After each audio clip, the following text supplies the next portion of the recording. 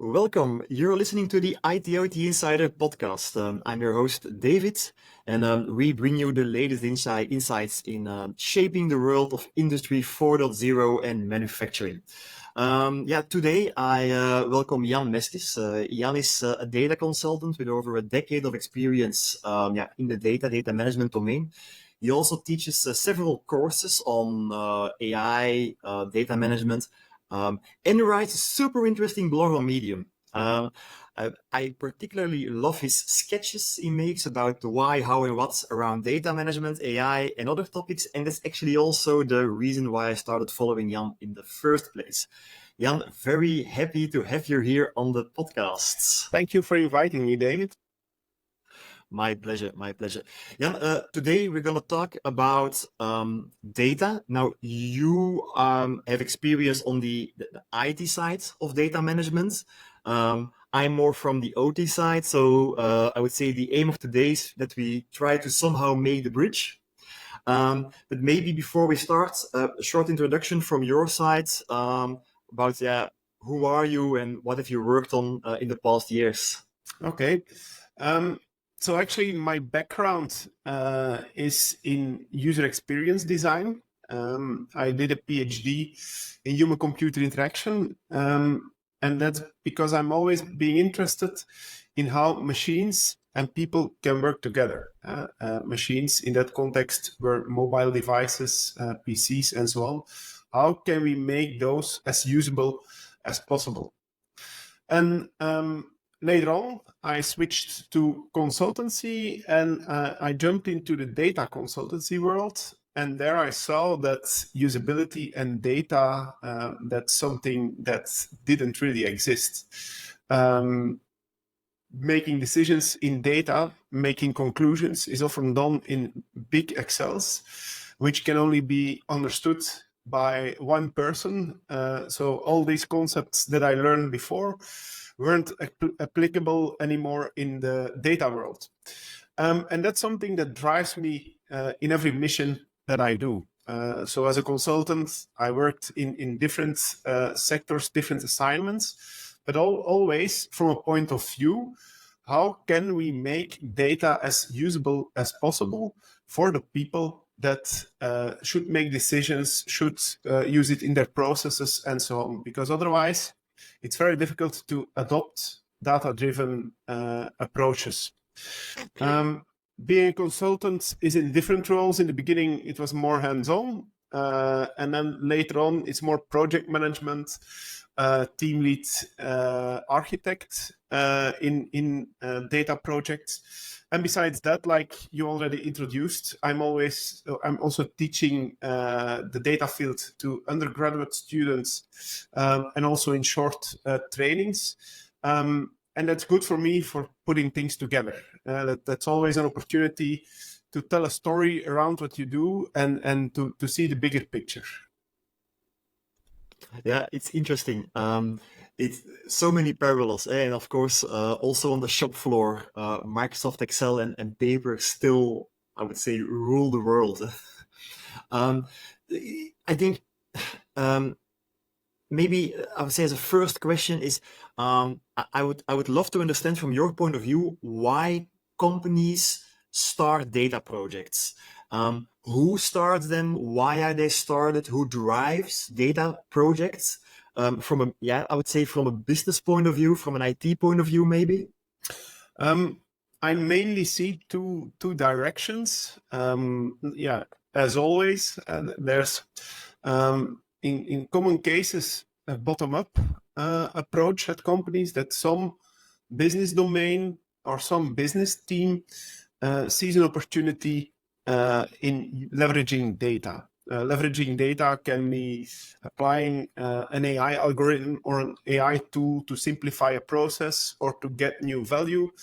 It can also be a finance team that wants better reporting for their finance numbers and so on. So that's actually some domains in an organization that see opportunities, and for those opportunities, they would like to implement a use case where data is being introduced and how it's done. On the other hand, you also have visionary leaders in organizations that really see the value from a top-down perspective. They see, as we as an organization invest more in data, then will this influence how we work, new business value will be created, and so on. So from those two sides, you see projects growing. And what I like, or what I believe that can help here a lot, is the data literacy that can diverge from the top down and the bottom up. If the leaders don't understand how to use data, or your business teams aren't aware of the possibilities of data, it's difficult to find each other. So that's why it's in two directions that it often occurs. That's interesting. So on the one hand, I heard you say data domains, which I'd love to talk a bit more on that. I also heard you saying it's a top-down and also bottom-up approach. So why don't we start first on the top-down, bottom-up approach? This is more about it's change management. I think on the one hand you wanna educate people what is possible. You wanna inspire them, but it's not probably only inspiration only is not alone. So you also need that mandate. Have you seen, with the customers you worked with, have you seen cases where this goes well or it goes sideways? Actually, when it's the most or the best success stories are when top down and bottom up find each other. Because if you only have bottom up and there's no one that sees a strategy in this, then you end up with 5 or 10 different data ways of working in every domain. But somehow you need to connect everything. So then you need someone at the top that sees the value and sees the broader picture. So that's, for me, a success driver is to find both. And then we come closely to people. Actually, you need right people in your organization to bridge this gap and to find each other. And you need to invest in your people to educate them and at least to understand what's the meaning of data. So when it goes wrong, then it's often also the case that there are not the right people, or the value isn't seen in what you can do with data, or only part of the company is seeing what you can do with data, and that makes it hard to deliver value. One of the articles you've written on your Medium blog is called "Once you PoC, you can't stop." So once you, or PoC, so once you start a PoC, you can't stop.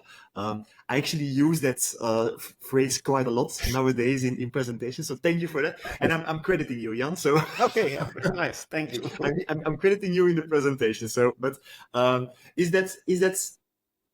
I assume that's linked to what you're just saying. Yes. If everybody just starts running a POC, then you end up not in a good place. No, indeed. But it goes a bit further, because a proof of concept is something that ends. And at many companies, a proof of concept is something that's being executed and runs forever.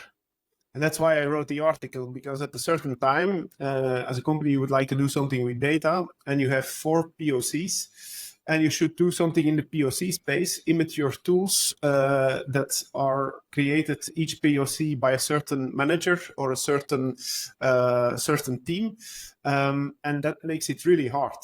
While if you do it the right way, a POC is a very powerful instrument to understand what are the possibilities of a certain technology or a certain thing. But if you assess it, if you learn from it, then you should do it the right way. Then the POC phase ends, and then you should do the actual implementation.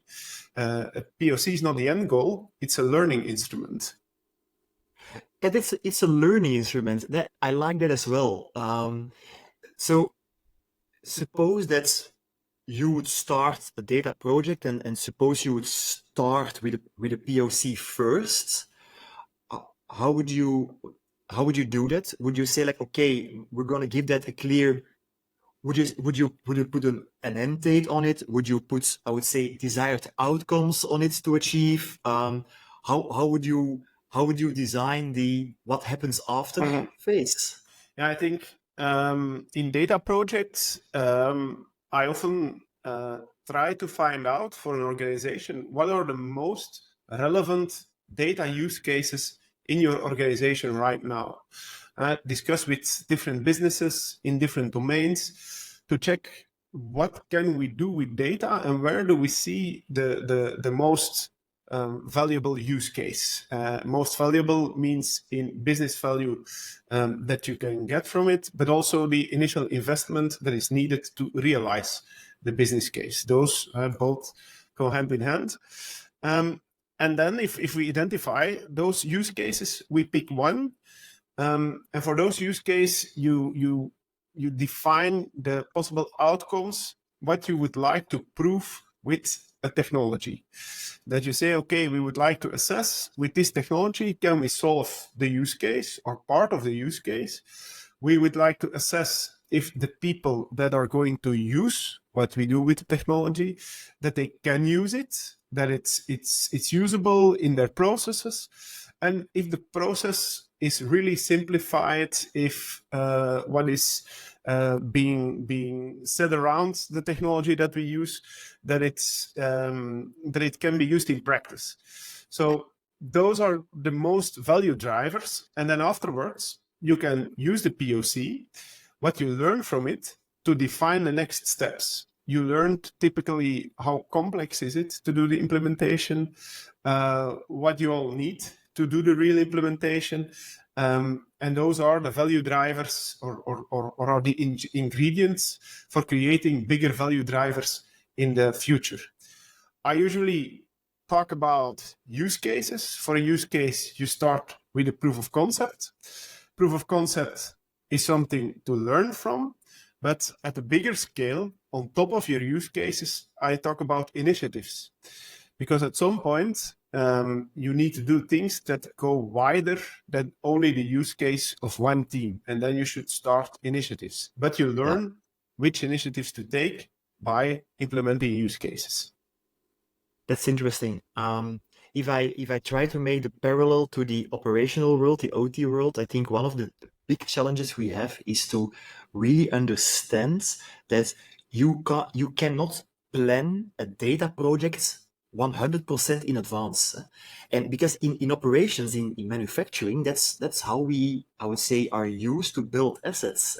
So we are used to have a very rigid engineering phase where we actually engineer the position of each and every bolt in a plant. It is designed, it is simulated, you name it. And then we build the plant. It's a real typical waterfall approach, which is perfectly fine because you don't want to build a plant in an agile way. No, yeah. It is it is what it is, right? Yeah. Uh, so you have this waterfall approach, you put in all the equipment, all that, and you do the testing, etc., etc., etc. And we really, really used to work in that way. But then these, I would say, these more IT/OT teams come in, these data teams come in, especially when IT comes in, and that creates a bit of a clash of the titans, where people with a manufacturing background, they go like, okay, how much money do you need? What is your project plan? And when will you be finished? Okay. And from IT perspective, as you mentioned, you go like, yeah, the problem is I might not know exactly how much money I need because I also don't really know how we are going to solve, I would say, all your problems, whatever all your Yes. problems might be. And I also don't really know how I'm going to start with it. So let's start small. Let's try to figure out. Mhm. So I see that clash happening, and that's something we should, I would say, it's important that we change that. I just wanna. Have you seen that happening as well? Have you seen it happening with maybe within other domains? Yeah, I recognize what you say, David, and I think it's not only in the OT world, but I understand why it occurs in the OT world. But having a decent plan a plan that says where we're going to start, where we're going to end, and what to do in the middle, and also the budgetary around it. But there are reasons why a complete plan is difficult to follow in an IT implementation. And as many books have been written about that, why it's difficult to plan, what are the unexpected things that can happen. And also if you see something, change occurs in the requirements and so on. So that's all the agile world that occurs. And it are different worlds, doing everything through a complete plan or an agile implementation. And then it's a bit the maturity of an organization in that. If it's the first time that you're confronted with this, with doing a software implementation and never had experience in agile implementations, then it's difficult. But there are organizations that are really used to that, and where also OT people are aware of the agile way of working in an IT landscape. Mm-hmm. So it's all about a bit of maturity in this kind of work. But what I mostly do is try to explain very clear the approach to use in running a software implementation, because many times an agile implementation is seen as a blank check where you can do whatever you want. But actually, that's not agile. Agile is just very structured in the way you work. And agile is all about communication, having very frequent communication and using frequent interactions above complicated processes, using working tools across documenting things. So that's are all strong principles. And if you can say, give us 2 weeks, and you have a pretty small team where you can start working with, and 2 weeks later you get an additional thing, you can always give feedback. That's something you can sell. But the first time will be a bit harder, and you should do it the right way. That's always the tricky part. Agile is not, we do something, but we don't know what. No, Agile is following certain principles. And communication, Communication identifying stakeholders. Yes. Is that, maybe to jump to a totally different topic, is that also why you started drawing, why you started making sketches? Yes. To make... Indeed. Yeah. That's sketching things is very powerful for 2 reasons. The first reason is just visualization. Visualizing things is something that works. But the power of a sketch is that you can visualize it in such a way that it opens a mind for giving feedback, because a sketch is never finished. It sees something draft, and then business stakeholders are aware of the draftness of your sketch, and they wanted to sketch as well to improve things, and that works. That's something clear enough to explain, but draft enough to receive feedback. Because if you have a top-notch visualization, if you created a top-notch visualization, then people say okay or not okay, but not really feedback or drawing or no interactiveness, and that works in drawings. That's interesting. So you basically draw to trigger feedback. Indeed. And you trigger feedback, and you trigger also that the people in your meeting also start to draw, and then they can more clearly explain what they want. So it's a bit a mindset, and that's how it's grows. For a programming nerd as myself, how should I start sketching? What would you advise me to start? Yeah, that's pretty. That's actually pretty easy. It's drawing like you did like you did if you were a young kid. It's just drawing stick people, and if you can recognize people in your drawing, that's already enough. And a PC is a box, and so on. And then you start to improve it a bit. But it's not about drawing perfectly. That's what you do sometimes if you draw for a website, a blog article, or on social media. But really drawing in a meeting on a whiteboard, yeah, you can't do anything wrong, I think. Drawing a factory is just a rectangle with some triangles on top. So that's one thing you can easily learn, and it's by doing. It's how I improved it a lot is by drawing during a meeting for myself, doodling all the time, and then the more you practice, the better it works. So that maybe I can ask my children to create me a template or a library of potential icons. So I just tell them, how do you imagine a plant, or how do you imagine a person? And indeed, and I think they are not yet influenced by the complete PowerPoint generation, so that helps. Yeah, absolutely. Hey, maybe a fun thing which I recall is as I said in the introduction, I started following you based on your drawings, based on your articles. It's already a while ago, and then half a year or so ago, we had a first call. I sent you a message. I said like, "Hey Jan, I think we have some things in common. Let's talk." And I introduced what I was doing. So I said like, "Yeah, I'm working more on the OT side with sensor data." Or IoT data, that type of things. And you said like, "Yeah, but I'm doing something slightly different. I'm working on the IT side, data management, data governance." And then you refer to me as, yeah, so you're one of the engineers.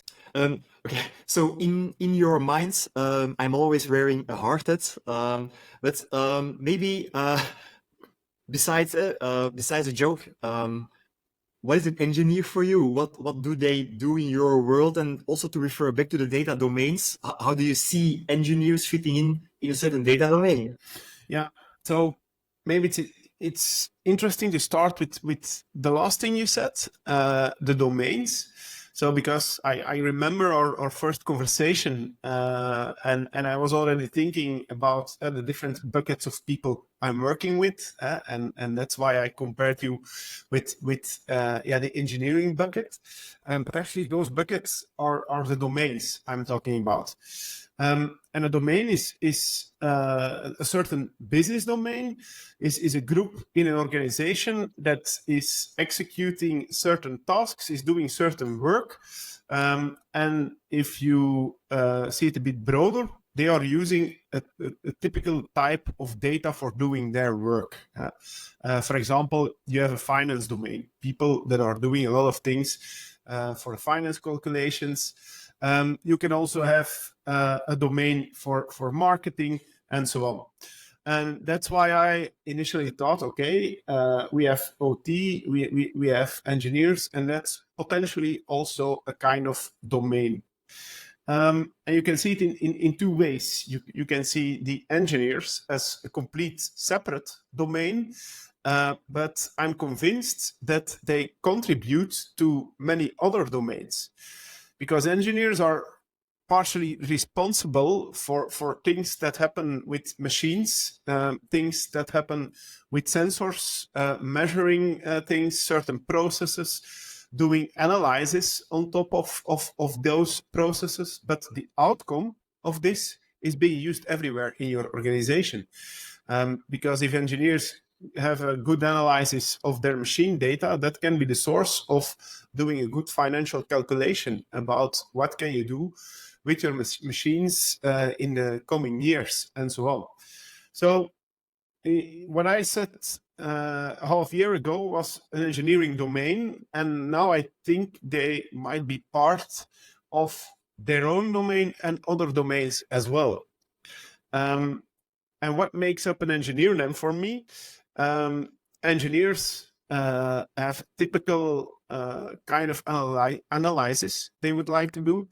And it's a lot of time series analysis, because you have sensor data, it are actually streams of data. And I often see engineers looking at lines. That's a line and seeing jumps on the line and seeing patterns. And then if the pattern is identified, seeing how many times is that pattern occurring, and so on. And that's a bit different from other domains, but the strength of engineers is that they are quite skilled in doing those analyses themselves. So if you can provide the right tools to engineers, then it should be possible for them to do the analysis by themselves instead of using typical data analysts for this, because that might even slow down what they would like to do. That's interesting. I've noticed that as well. So obviously, if you just take if you go back a couple of years in history, I would see if the problem that needed to be solved was using it was based on sensor data, then typically you would work with a system holding that sensor data. You would use tools made to visualize and to analyze sensor data. If the problem was more relational data focused, then you would use typical BI tools on the IT side. And those two worlds they kind of live next to each other, and only for, I would say, very specific data exchanges you would build an interface. For example, you need some order data from an ERP system, or the other way around, you would like to feed your ERP system with the amount of product produced on a certain day or for a certain order or whatever. So you would have these, I would say, almost point-to-point connections which were built. And now there is this strange thing happening. Well, strange, I think it makes sense, but there is this thing happening where data problems, no matter whether it's sensor data or relational data, seems to become owned by data scientists, by IT teams. You notice that it might even slow you down. I think that's a very important remark you made, and I share that remark. I think it's extremely interesting, or important, I'm sorry, to make sure that, well, both domains, they have their strengths, make sure that they can work within their strengths, but also figure out a way to collaborate. And one of the concepts there, and that's why I like to go to as a next topic, is to start implementing data products, operational data platforms, as I like to name them, which include, I would say, expertise from both domains. So maybe as a first question, Jan, a data product, what is that from your experience, or with, I would say, with your IT hat on? Yeah, a very good question, because there is some discussion around what is exactly a data product. There are two common definitions, and the first one is the one that is mostly used, that a data product is actually making your data or part of data reusable as information. So actually your raw data, you're going to make it trustworthy, reusable as a product, that it can be used by others. And that's actually the data part. So for example, customers could be a product that you say, this product there, that's a trustworthy source of all customers in your organization. The other definition is more about product, the data part, as well as what you do with the data. So you could say a certain dashboard is a data product where you also visualize the number of customers that you have. But yeah, I prefer the first definition, but it's used in both ways. The latter is then used product archetype, but product is the data that you create into information that can be reused, integrated with other products, integrated in different softwares. Data can be exchanged, and there's metadata describing what your data means. One of the differences I also typically see from IT versus OT is again I come back to the more traditional way of building an asset and maintaining an asset is that when we build some data system on the OT side, typically we do a capex invest, so we just invest some money, we build a system, and then it runs for 5, 10, 15 years. At a certain point in time, either the system just stops working or somebody shuts it down. But it is mindset of a one-time invest, and then we'll see what happens. On the IT side, it's a world which is, I think, mostly dominated by operational expenses. So it's I would say a running cost. You run a system, you maintain a system for a certain while. So I'd like to, I would say, focus a bit on that. So suppose you have this product, a system of systems, maybe. So it contains several data sources. It contains a pipeline. It contains, I would say, but it's a product. So that means that the product has a certain usage. It has certain users. What are I would say, the most important aspects about running a product? So running a product from your experience. I think that's again a good question. Also, I like the comparison between capex and opex. And I think first, a very small thing on that the shift in IT is even more towards opex since we're working in the cloud. Because before capex was the infrastructure and opex were the people working on it, but now everything is opex because you hire it by a minute. And then to go back to your question, the most important characteristics of a data product. First of all, that's ownership. Someone should own a product.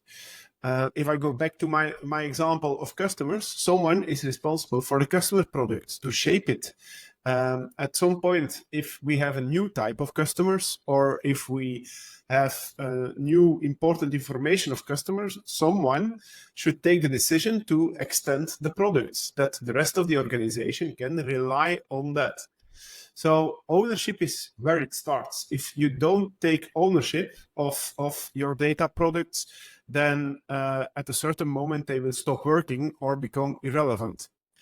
Another advantage of having clear ownership of products is that there is someone with a clear expertise that becomes the owner of a product. And I think that's particularly relevant with products that you should be able to build on OT data, that it's someone with experience in that field that can decide how can we shape the OT data in a product. So that ownership, there it all starts with. And then you need tools, you need technology, you need to document it, you need security and so on. But if you don't have ownership, it all becomes irrelevant. And I remember your statement that the product owner of an OT data platform should understand the OT world. Yeah. Something we also sometimes, I would say, encounter in the more negative way. Hey, we're getting to the end of this podcast. I always try to figure out interesting ways to, I would say, sum up the conversation, and maybe to as a generic statement, Jan. If we really want to become a data-driven business, we have to, I would say, it's the entire business which should work together, I assume. We are indeed one of those, OT is one of those buckets, one of those domains. But I assume that there are many roles to fulfill. So if your advice to companies today, if they want to become a data-driven business, what should they do? What should they implement? For me, it's very important to see the bigger picture. And with the bigger picture, I mean to see a kind of a strategy around what you would like to do with data. Because in a lot of companies, you have different corners. You have the OT corner, you have an IT corner, you have a finance corner, and so on. And in all those corners, people are doing things with data, but there is not necessarily one thing that connects all those initiatives. There's no plan behind it. There's no governance behind it. And those are all things that you can do in a strategy. And if you have a strategy, then you think end to end about data. Data about how is it being produced, who is producing the data, which data are we going to store where, and how can we get this data in a more analytical application to do analysis on those. And what I see now frequently is that companies only see the different steps in this bigger process. Typically, you have a digital transformation in an organization. Digital transformation as in we're going to set up new systems to work more efficiently, but we don't take into account how to get data out of those systems. And then you run a complete implementation.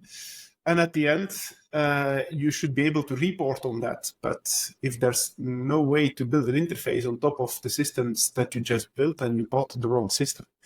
So, and that's how a strategy can help, setting some principles, seeing the bigger picture, and thinking end-to-end about data across IT, OT, and all other domains.